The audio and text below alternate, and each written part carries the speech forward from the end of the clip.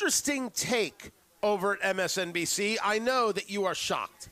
This has to do with President Trump revoking Harvard's ability to enroll international students. Now, I favor this on every single level because we should not be educating a populace that wants to do us harm.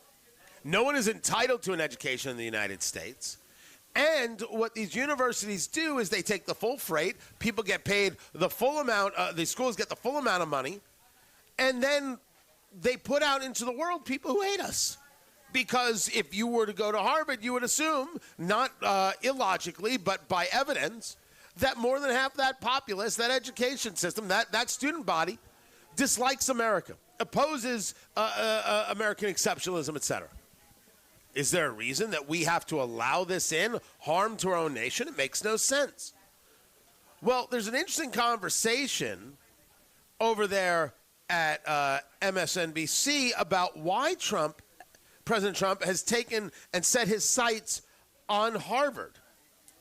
Right. Well, I would say long before Trump, there was a sense amongst conservatives that the commanding heights of culture were dominated by liberals, progressives, and by the left, and that culture is more important than politics, and therefore... No. Culture is not more important.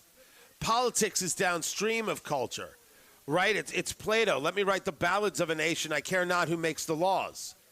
Culture moves everything. It's the difference between the thermometer and the thermostat.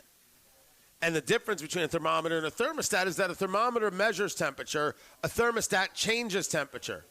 The people are the thermostat. Politicos, politicians are the thermometer. They're reading us, and then they're reacting to us to provide us our needs, what it is the thermostat is doing. That's the story there.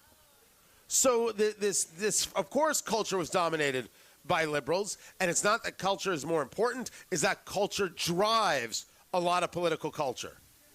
If the left is driving academia, if the left is driving Hollywood, the movies we watch, the music we listen to, the things our children, young people are taught, then eventually, this long march, they win, right? Because that's how you take over. You take over the culture first, and then eventually you have the elites, everybody else falls into play. That's sort of what mainstream conservatives have long feared. I think with Donald Trump, there's an added aspect to it, which is he likes to pick his enemies. And what he wants to do is pick people that are unpopular in the populist sense. And so going after immigrants are easy marks for Donald Trump. Going after the pointy heads, academia on college campuses. There's not a lot of defenders for these people. Now, this argument that he's making is that Trump wants an enemy and Harvard's an easy enemy. And I think that's an interesting argument. But the idea that there are no defenders for the academia elite, the defenders are the academia elite.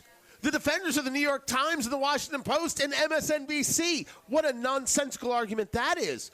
And to a follow-up, going after immigrants are an easy mark. That's not what's happening. I want to say for the record, and you should push back on this wherever you are, no one's going after immigrants.